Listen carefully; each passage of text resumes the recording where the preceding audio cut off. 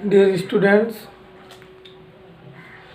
हम लोग पिछले लेक्चर में बीमीय सूत्र का उपयोग पढ़े थे और बीमीय सूत्र के 3 उपयोग पढ़े थे। 3 में से 2 हो गया था और तीसरा बचा था भौतिक राशियों में संबंध स्थापित करना।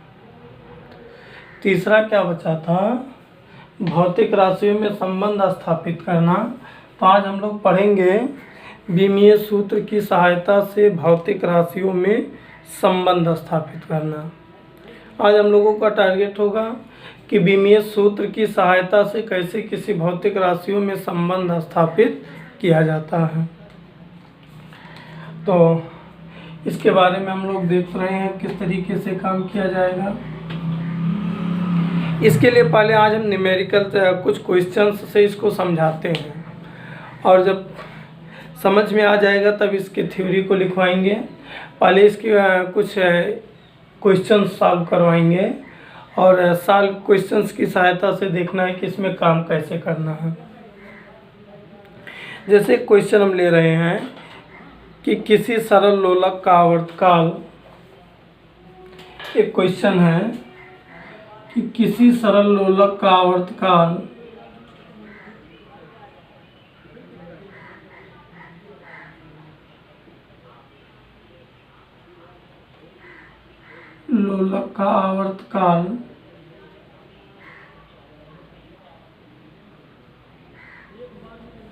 आवर्तकाल कैपिटल टी गोलक के द्रव्यमानियम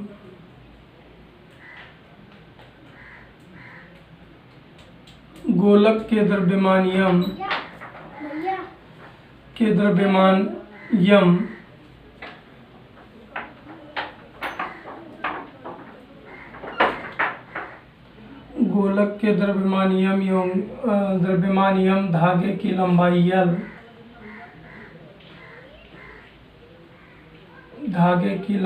L एवं गुरुत्वीय त्वरण G पर निर्भर करता है।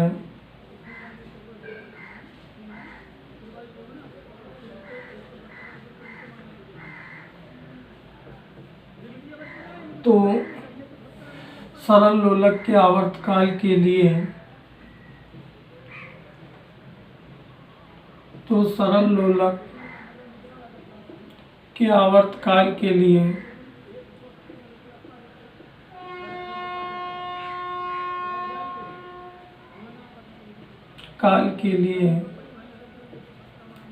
बीमीय विधि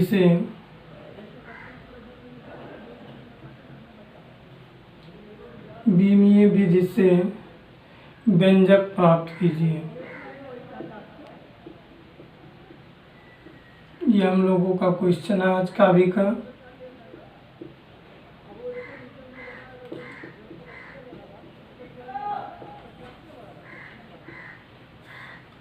इस क्वेश्चन को सॉल्व करने से पहले एक चीज ध्यान से सुनो। ये जो बीमा का तीनों उपयोग हम बता रहे हैं, इसके लिए तुम लोगों को खुद ज़्यादा से ज़्यादा क्वेश्चन सॉल्व करना पड़ेगा, क्योंकि अगर क्वेश्चन नहीं सॉल्व कर रहे हो कोई मतलब नहीं है मेरे समझाने का। यहाँ तुम्हारे प्रैक्टिस से ही सब कुछ काम होने वाला है। देखो, हमको क्या करना है, किसी सरल लोलक के आवर्तकाल का व्यंजक प्राप्त करना है। दिया क्वेश्चन में क्या है, देखो, किसी सरल लोलक का आवर्तकाल T गोलक के द्रव्यमानियम धागे की लंबाई L और गुरुत्वीय त्वरण G पर निर्भर करता है। क्वेश्चन में क्या कह रहा है कि जो किसी सरल लोलक का आवर्तकाल होता है कैपिटल T, वो किस किस पर निर्भर कर रहा है। जरा क्वेश्चन में पढ़कर देखो, क्वेश्चन पढ़ो। क्वेश्चन में क्या कह रहा है कि क्वेश्चन में कह रहा है आवर्तकाल गोलक के द्रव्यमानियम, किस पर? द्रव्यमानियम धागे की लंबाई L और आगे गुरुत्वीय त्वरण G पर निर्भर करता है। मतलब ये T का मान इन तीनों पर डिपेंड करता है। टी का मान होगा क्या, इस तीन बातों पर निर्भर करता है, इन तीन बातों पर निर्भर करता है। क्वेश्चन फिर से देखो, समझो। कह रहा है किसी सरल लोलक का आवर्तकाल T, द्रव्यमान m, धागे की लंबाई L, गुरुत्वीय त्वरण G पर निर्भर करता है। इन शॉर्ट में बोले तो ये T का जो मान है वो m, L और G पर निर्भर करता है। एक एक स्टेप को बहुत ध्यान से देखो, हम बार बार कह रहे हैं मेरे बताए हुए काम के अनुसार प्रैक्टिस शुरू करो। प्रैक्टिस करने के बाद भी सब कुछ होने वाला है। और हाँ, एक चीज़ और, हम आज आप लोगों को 5 से 7 क्वेश्चन ग्रुप में देंगे। ग्रुप में 5 से 7 क्वेश्चन भेजेंगे। उस 5 से 7 क्वेश्चन को कम्प्लीटली सॉल्व करके कल ग्रुप में डालना है। हम उसको देखेंगे कि उसका कैसा तुम लोग काम किए हो। कल ही हमको उसका ग्रुप में पूरा सलूशन चाहिए। देखो क्या कह रहा है, सरल लोलक का आवर्तकाल m, L और G पर निर्भर करता है। तो यहाँ पर लिखो सरल लोलक का आवर्तकाल T, सरल लोलक का आवर्तकाल T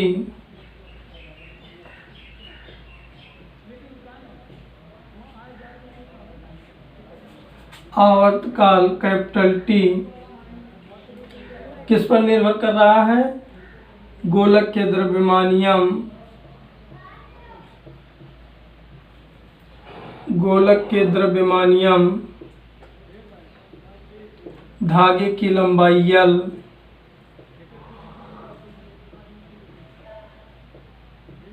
धागे की लंबाई L एवं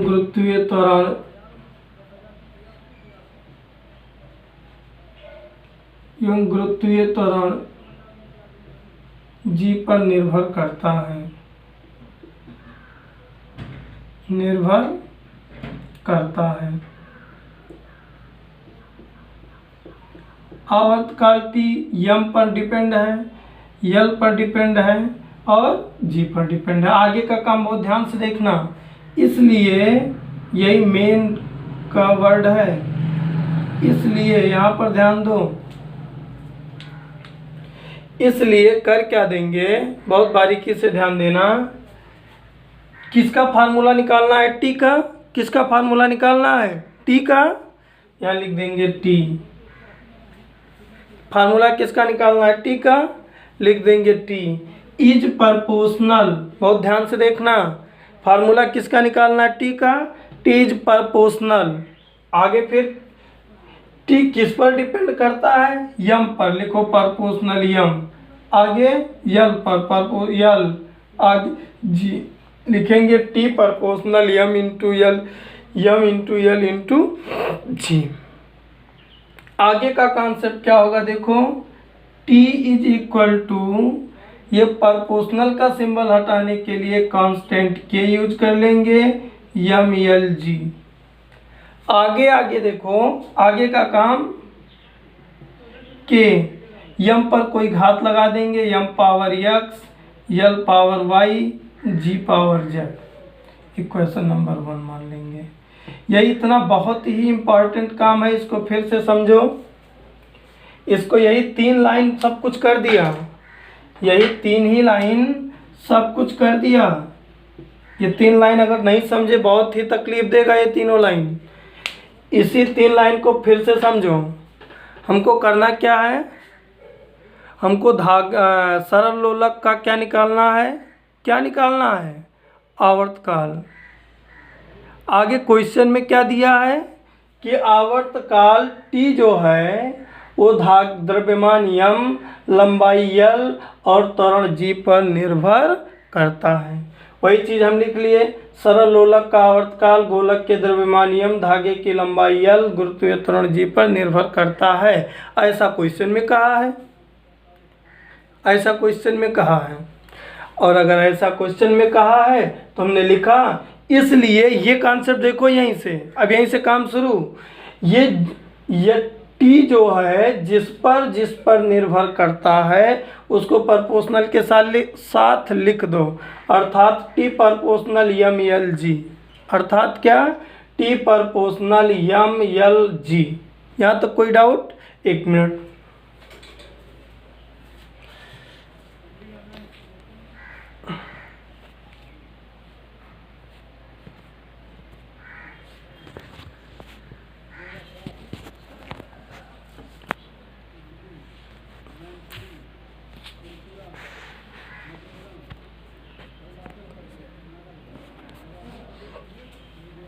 यहाँ सॉरी यहाँ पर ध्यान दो, क्या लिख देंगे, टी प्रोपोर्शनल यम यल जी।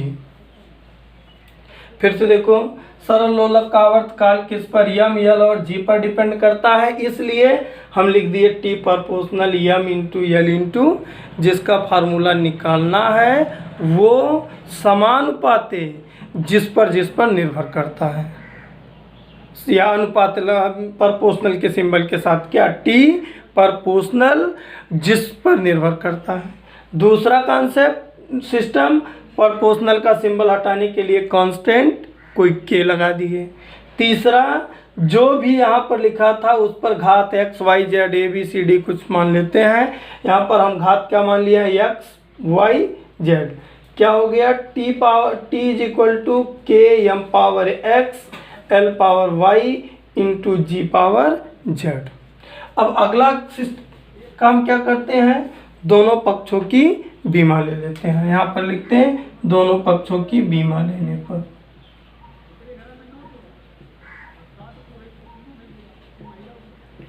दोनों पक्षों की बीमा लेने पर,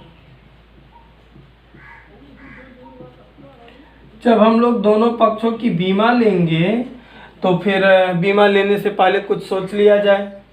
ये टी क्या है, टी आवर्तकाल है, आवर्तकाल का बीमा क्या होता है, कैपिटल टी होता है। फिर यहाँ देखो के तो नियतांक का कोई मतलब ही नहीं है, यम क्या है, द्रव्यमान, द्रव्यमान का बीमा क्या होता है हम लोग जानते हैं, द्रव्यमान की बीमा क्या होती है, यम। आगे ये क्या लिखा, यल, यल है क्या, लंबाई, लंबाई की बीमा हम लोग क्या पढ़े हैं, लंबाई की बीमा हम लोग यल पढ़े हैं। आगे क्या है, जी, जी क्या है, गुरुत्वीय त्वरण, गुरुत्वीय त्वरण की बीमा हम लोग क्या पढ़े, निकाल कर भी चेक किए थे। गुरुत्वीय त्वरण की बीमा हम लोग क्या पढ़े, L T power minus, L T power minus क्या पढ़े, एल टी पावर माइनस 2। यहाँ पर देखो क्या लिखा है, दोनों पक्षों की बीमा लेने पर, तो हम पहले अपने दिमाग में सोच लिए सबका बीमा क्या होता है। अब लिखना शुरू किए, ये टी आवर्तकाल है, आवर्तकाल की बीमा हमको मालूम है कैपिटल टी होता है, इज इक्वल टू, ये द्रव्यमान है, के की तो कोई बीमा नहीं है, कांस्टेंट है, यम द्रव्यमान है, द्रव्यमान की जगह पर हम लिख दिए कैपिटल यम। द्रव्यमान पावर क्या है, एक्स, इसलिए हमने इस पर पावर एक्स लगा दिया। एल क्या है, लंबाई, लंबाई की बीमा हम लोग क्या जानते हैं, यल, एल पावर वाई था इसलिए इस पर पावर वाई लगा दिए। ये जी, जी की बीमा हम लोग क्या पढ़े, L T power minus 2, L T power minus 2, power G power Z है इसलिए हमने होल पावर जेड लगा दिया। अब कुछ नहीं, जैसे मैथ के क्वेश्चन सॉल्व करते हैं अपना सॉल्व करना शुरू करें। इधर देखो टी कोई तकलीफ ही नहीं है, इसको सॉल्व करें, ये क्या होगा, यम पावर एक्स, इसको देखें तो ये क्या होगा, यल पावर वाई, इसको देखें तो ये क्या होगा, L power Z, T power minus 2z। अब इकट्ठा कर लें सबको, ये क्या होगा, टी, यहाँ यम है और कहीं तो यम है ही नहीं, इसका मतलब क्या है, यम पावर एक्स। फिर देखो यहाँ यल है और यहाँ यल है, यहाँ यल पावर क्या है, वाई, यहाँ पावर यल क्या है, जेड, तो L into L, L power X into L power Z क्या होना चाहिए, L power Y X plus Z, लेकिन ये क्या है, वाई है, L power Y into L power Z, मतलब क्या हो गया, L power Y plus Z. और फिर देखो टी यहाँ केवल है इसलिए टी पावर माइनस 2z। अब देखो, अब दोनों पक्षों में घातों की तुलना कर लेंगे हम लोग, क्या करेंगे, दोनों पक्षों में घातों की तुलना कर लेंगे।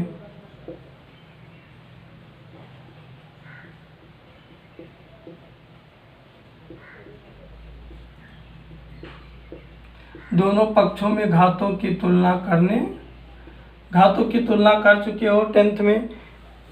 यहाँ पर देखो यम पावर एक्स है, इधर यम है, दूसरी साइड में यम है, यहाँ यम पावर क्या है, यक्स है, और इधर दूसरी साइड में यम है, नहीं है, तो इधर यम पावर क्या है, एक्स। लिखेंगे यक्स इज इक्वल टू, इधर यम है, नहीं है, तो लिख देंगे 0। फिर यहाँ पर देखो ये क्या, यल पावर एक्स प्लस वाई, यल पावर क्या है, एक्स प्लस वाई नहीं, वाई प्लस जेड है, एल पावर क्या है, वाई प्लस जेड है, दूसरे साइड में यल है, नहीं है, इज इक्वल टू 0 लिख दो। यहाँ पर क्या टी पावर माइनस, यहाँ पर क्या टी पावर माइनस 2z, लिख दो टी माइनस 2z। देखो यहाँ पर टी पावर माइनस क्या 2z, इधर t है, इधर t है, केवल t है, केवल t का मतलब t पर कितने की घात है, केवल t का मतलब t पर कितने की घात है, 1 की घात है, लिख दो minus 2z is equal to 1। आगे देखो सॉल्व करें इसको हम, तो z इज इक्वल टू आएगा -1/2, पक्षांतर कर दिए। और अगर हम z का मान इसमें रख दें यहाँ पर, तो हमको y का मान मिल जाएगा, y प्लस z का मान क्या -1/2, तो हो जाएगा -1/2 इज इक्वल टू 0।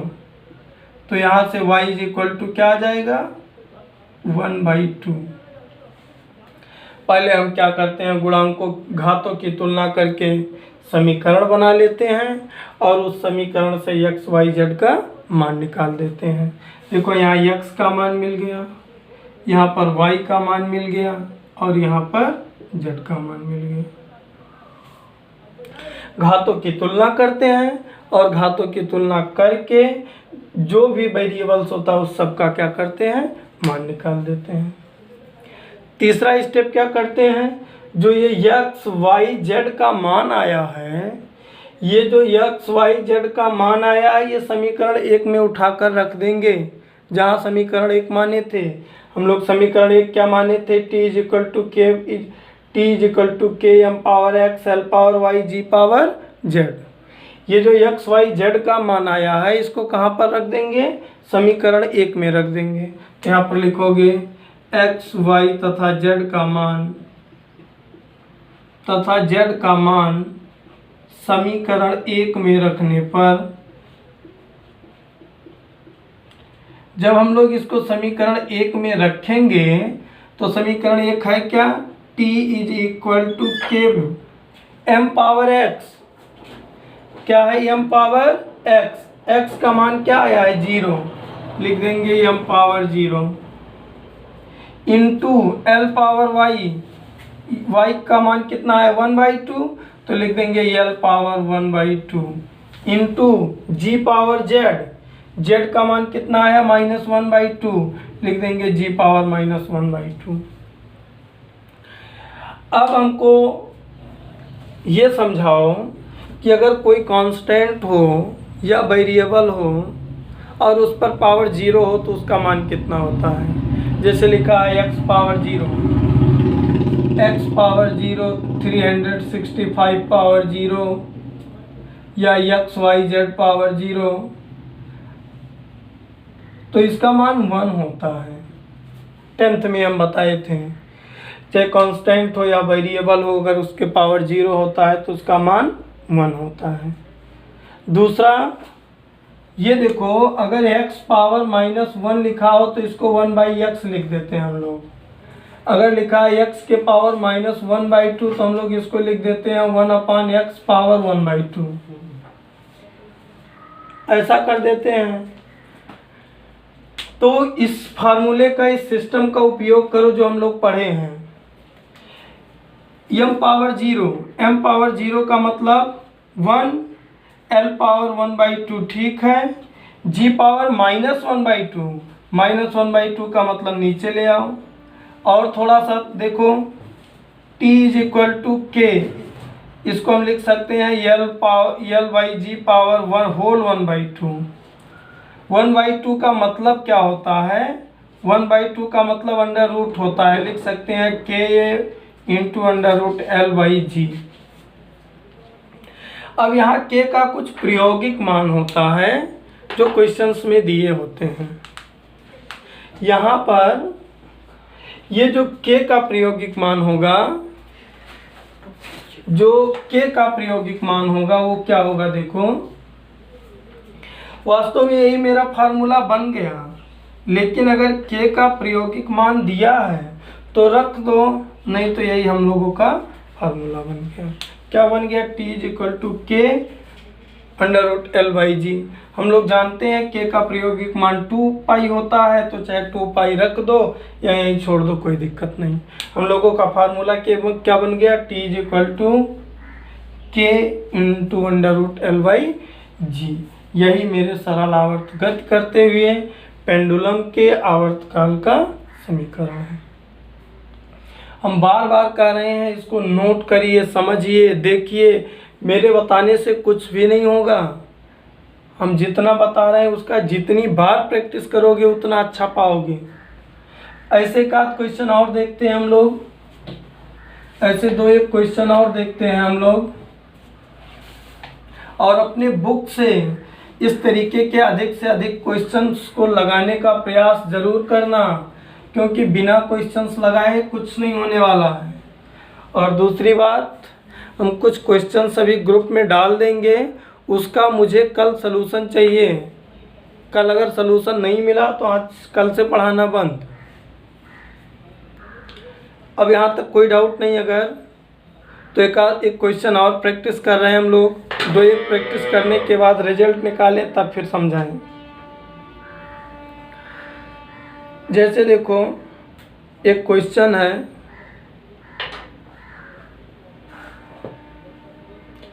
वृत्तीय गति करते हुए कण पर लगने वाला अभिकेंद्र बल F। दूसरा क्वेश्चन है, वृत्तीय गति करते हुए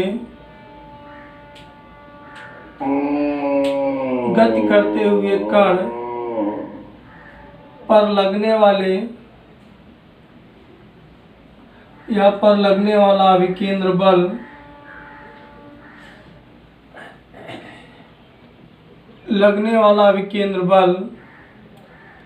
F द्रव्यमान m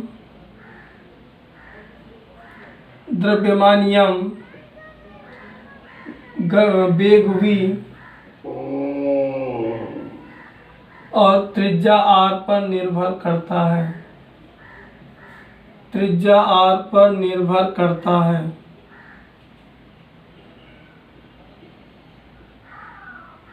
बीमीय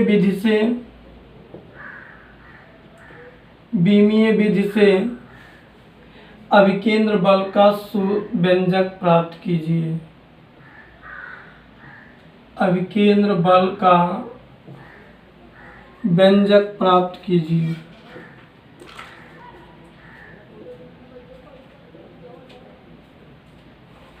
हम लोगों का ये आज का दूसरा प्रैक्टिस क्वेश्चन है। क्वेश्चन है। क्वेश्चन क्या है कि अगर कोई कण वृत्तीय गति करता है तो उस पर अभिकेंद्र बल F लगता है, जो कि द्रव्यमान m, वेग v और त्रिज्या r पर निर्भर करता है। हम लोगों को उसके अभिकेंद्र बल का सूत्र बनाना है। किस विधि से? बीमीय विधि से।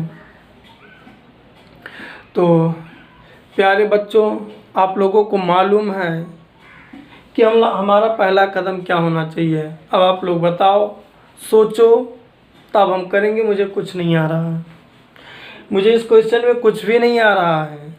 जो तुम लोग समझाओगे मुझे, या जो हम पीछे वाले क्वेश्चन में समझाए हैं, जब तक वो नहीं बताओगे हम कुछ नहीं करने वाले हैं। बोलो, क्वेश्चन मेरा क्या है? लगने वाला अभिकेंद्र बल F द्रव्यमान m, वेग v, त्रिज्या r पर निर्भर करता है। तो पहला स्टेप तो यही हम बताए कि जो क्वेश्चन में दिया है उसको लिखो पहले। तो क्वेश्चन में क्या दिया है?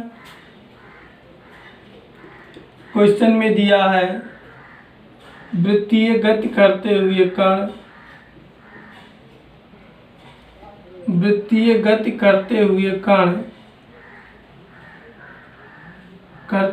कण पर लगने वाला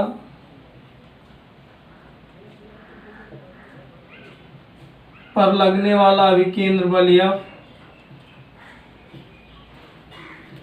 अभिकेंद्र बल F किस पर निर्भर करता है? द्रव्यमान m, वेग v, त्रिज्या r पर निर्भर करता है। तो अब अगर पहला कदम आप लोग नहीं बताए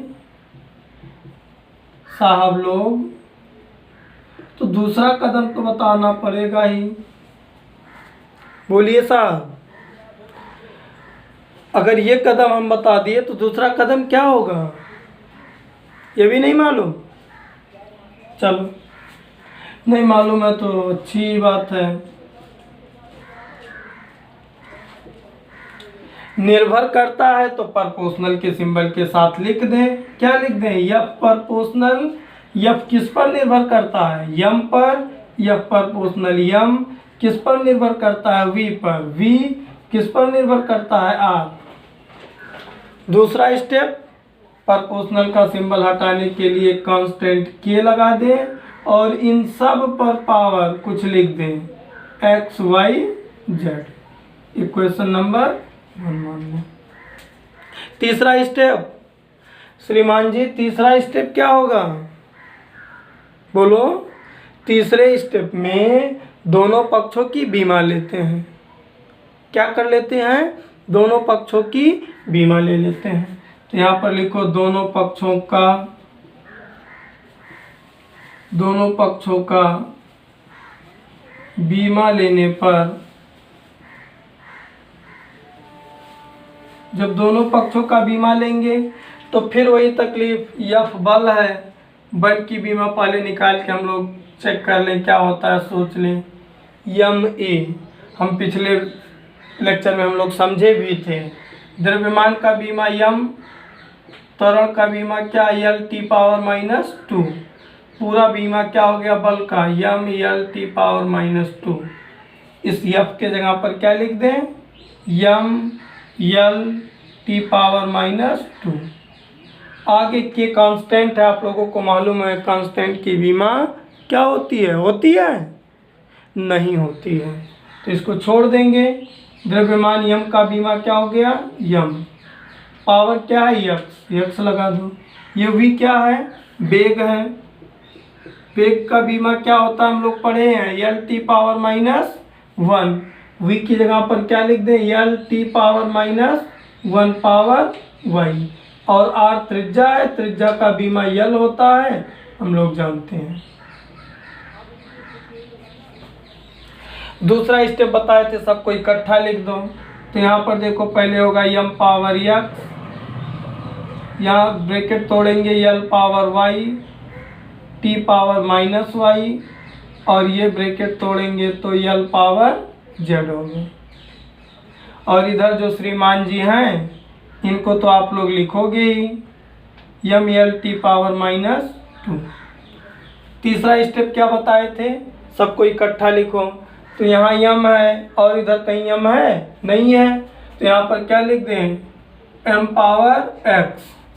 यहाँ L है और यहाँ भी L है, यहाँ L पावर y है, यहाँ L पावर z है, यहाँ L पावर y है और यहाँ L पावर z है। क्या लिख दें? L power y plus z। और क्या बचा है? t। t पावर क्या है? -y है। और इधर जो लिखा है श्रीमान जी को लिख दो। इधर श्रीमान जी क्या लिखे हैं?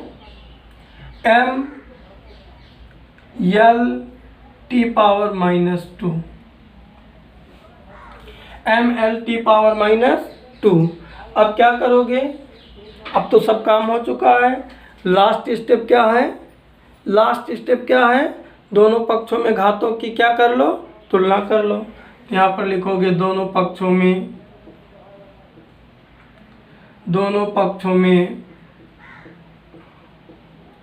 घातों की तुलना करने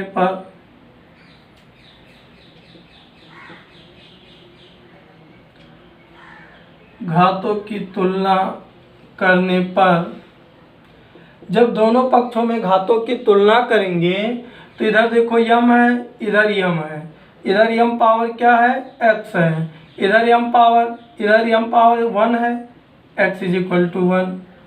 इधर l पावर क्या है, y प्लस जेड, इधर l पावर 1। फिर अगला यहाँ t पावर क्या है, माइनस वाई, इधर क्या है माइनस 2, यानी y का मान क्या आ गया 2। y का मान बिना निकाले मिल गया, x का मान बिना निकाले मिल गया, y का मान इसमें अगर हम रख दें तो z भी मिल जाएगा। 2 plus z is equal to 1, तो z is equal to minus 1। देखो मुझे x, y और z का मान मिल गया। किसका मान मिल गया, x, y और z का। ये जो x, y और z का मान मिला है, ये जो x, y और z का मान मिला है, इस x, y और z के मान को कहाँ रख दें, इस x, y, z के मान को कहाँ रख दें, समीकरण 1 में रख दें। तो यहाँ पर लिखेंगे x, y, z का मान समीकरण 1 में रखने पर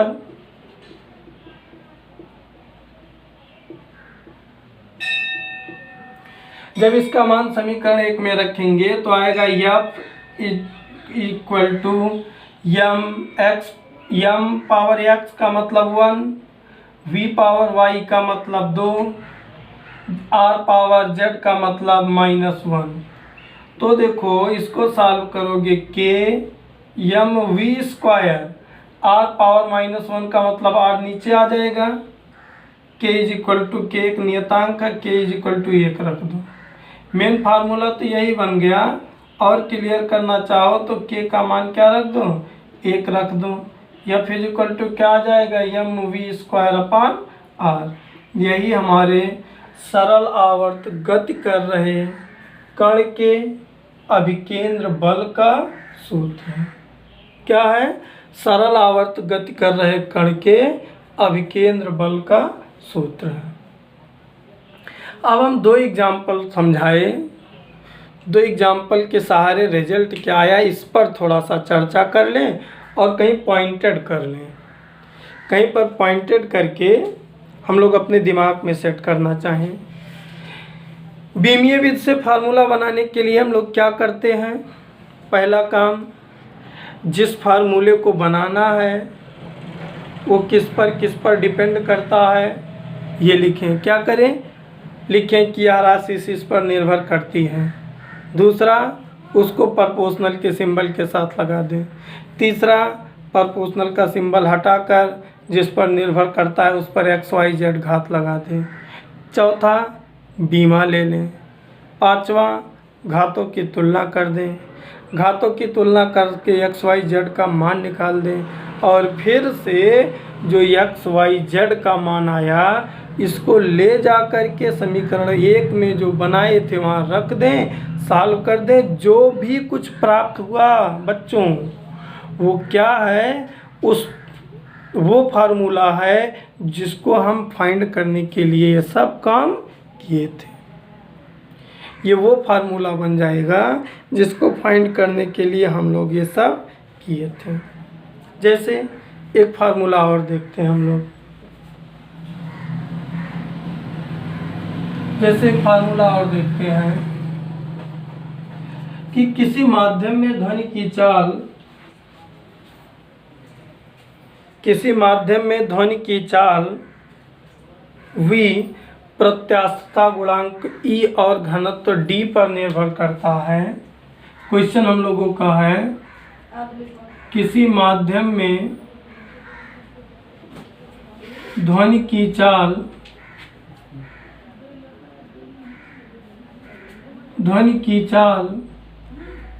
v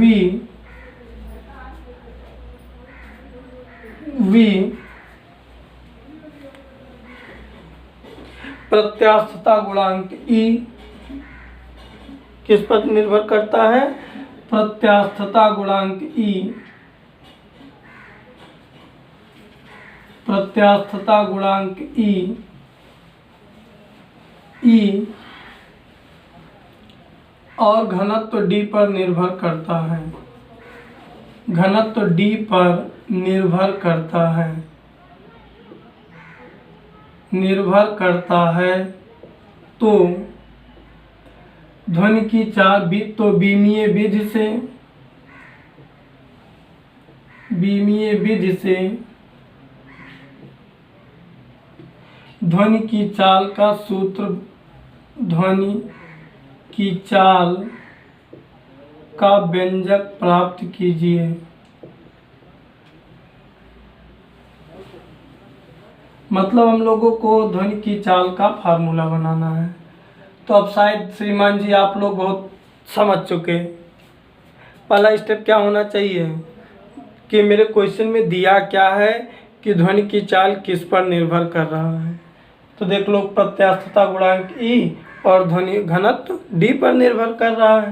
तो यहाँ पर लिखो ध्वनि की चाल वी प्रत्यास्थता गुणांक ई और घनत्व डी पर निर्भर करता है। ई और घनत्व डी पर निर्भर करता है। ई और घनत्व डी पर निर्भर करता है।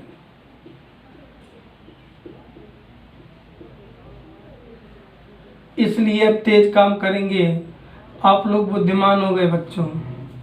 क्या V प्रोपोर्शनल क्या E इंटू V प्रोपोर्शनल क्या E इंटू डी। प्रोपोर्शनल का सिंबल हटाने के लिए कांस्टेंट K और E power X D power Y समीकरण 1 मान लें। तीसरा स्टेप क्या करें, दोनों पक्षों में घातों की क्या करें, दोनों पक्षों में घातों की तुलना कर लें। नहीं, दोनों पक्षों में क्या करें, बीमा ले लें। घातों की तुलना कहाँ आ जाएगा भी, दोनों पक्षों की बीमा लेने पर। तो देखो बेग v की बीमा क्या होती है, l t पावर -1। k की तो कोई बीमा नहीं होगी। ये जो e होता है, इस e का बीमा होगा ml power -1 t power -1, ml power -1 t power -2। क्या होगा, ml पावर -1 t पावर -2। और डी घनत्व है, घनत्व की बीमा द्रव्यमान बटे आयतन, द्रव्यमान यम है, ये हो जाएगा ml t पावर -3। जब ना समझ में आए तो इनका बीमीय सूत्र निकाल कर चेक करो। हम बीमीय सूत्र निकालना बता चुके हैं। v का बीमीय सूत्र क्या आ गया, v की जगह पर l t power -1, e constant है, ये k। e का बीमीय सूत्र क्या है, m l power -1 t power -2 power क्या x। d क्या है, m l power -3 power y। अब कुछ लोगों को कंफ्यूजन, सोच रहे हैं हम ई का कैसे डायरेक्ट लिख दिए बीमा। तो देख लो, प्रत्यास्थता गुणांक ई बराबर होता है प्रतिबल बटे विकृत। ये तुम लोगों को नहीं समझ में आएगा। ये जो बसंत सर पढ़ा रहे हैं सेकेंड पेपर, 2-1 दिन में ये फार्मूला पढ़ा देंगे। प्रतिबल एक तरीके का दाब है। दाब की बीमा देखो, दाब P बराबर होता है बल बटे क्षेत्रफल, बल बटे क्षेत्रफल। बल की बीमा होती है ml t पावर -2, क्षेत्रफल की बीमा होती है l स्क्वायर। एक l कट गया, आ गया ml power -1 t power -2, ml power -1 t power -2। और विकृत की कोई बीमा नहीं होती है, बीमाहीन राशि है, कल बताए थे। तो आज का एक होमवर्क ये भी तुम लोग नोट कर सकते हो कि यंग प्रत्यास्थता गुणांक ई का बीमीय सूत्र निकालिए, और कल मुझे चाहिए इसका आंसर कमेंट सेक्शन में। अब देखो सॉल्व कर ले हम इसको, तो क्या आएगा, l t पावर -1, और देखो यहाँ यम है। अब डायरेक्ट कर रहे हैं, ब्रैकेट तोड़ेंगे, m पावर x आएगा, यहाँ m पावर y तो प्लस y लिख दें। यहाँ देखो l पावर -1 यानी -x, यहाँ l पावर -3y। यहाँ t है, यहाँ t नहीं है, कुछ आराम मिला, t पावर -2x। अब क्या कर दें, दोनों पक्षों में घातों की तुलना कर लें। लिख दो, दोनों पक्षों में घातों की तुलना करने पर, घातों की तुलना करने पर, तो यहाँ पर देखो क्या है, m है, इधर m पावर क्या है, x प्लस वाई, तो लिख दो x plus y is equal to, इधर m है ही नहीं, इज इक्वल टू 0। इधर l पावर देखो क्या लिखा है, -3x -3y is equal to, इधर l है, l केवल है, इसका मतलब पावर 1। ये देखो इधर t है, t is equal to -2 power x, यहाँ पर है -1। देखो इसको सॉल्व करें, माइनस माइनस कट गया, x इज इक्वल टू 1/2 आ गया, एक मान आ गया। और देखो अगर यह x का मान इसमें रख दें तो 1/2 plus y is equal to 0, y is equal to 1/2 आ जाएगा माइनस में। देखो x का मान हम लोग निकाल दिए और किसका मान निकाल दिए, y का मान निकाल दिए। अब जो ये x और y का मान आया है इसको हम कहाँ रख दें, कहाँ रख दें, समीकरण 1 में। तो यहाँ पर लिख दो x y का